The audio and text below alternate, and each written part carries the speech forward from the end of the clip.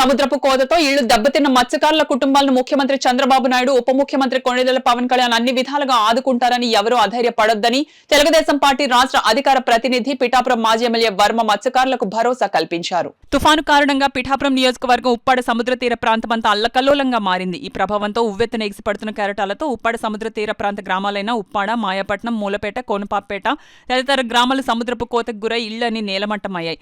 కొన్ని ఇళ్లు తీవ్రంగా దెబ్బతిన్నాయి. విషయం తెలుసుకున్న మాజీ ఎమ్మెల్యే వర్మ ఉప్పాడ తీర ప్రాంత గ్రామాల్లో పర్యటించి దెబ్బతిన్న ఇళ్లను పరిశీలించారు. ఈ సందర్భంగా మాజీ ఎమ్మెల్యే వర్మ మీడియాతో మాట్లాడారు. ఈ కార్యక్రమంలో అనిశెట్టి సత్యానందరెడ్డి తదితరులు పాల్గొన్నారు. త్వరలోనే లేట్ చేయకుండా వాళ్ళకి పట్టాలు ఇచ్చి హౌసింగ్ నిర్మాణం చేసి కార్యక్రమం చేస్తాం. వీళ్ళందరినీ కూడా ఒకసారి కలెక్టర్ గారి దగ్గర తీసుకెళ్ళి ఇబ్బందులు కూడా చెప్తాం. ఇచ్చేదంటే హార్బర్ లోపలికి వెళ్ళింది, హార్బర్ నిర్మాణం అవుతుంది.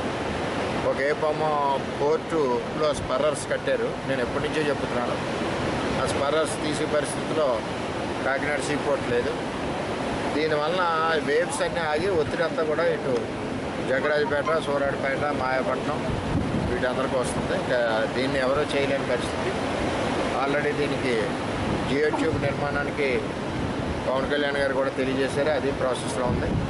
అలాగే కోనపాపేటలో కూడా విపరీతంగా కోత కోసేయడం జరిగింది, చాలా ఇల్లు పోయినాయి.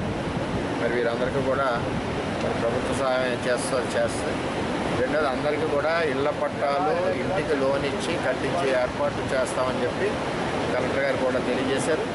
ఆ విధంగా వీరందరి కార్యక్రమం మరి అవి పోయిన వాళ్ళందరికీ వెంటనే పట్టాలు ఇచ్చి ఇచ్చే విధంగా మాట్లాడతామని చెప్పి తెలియదు.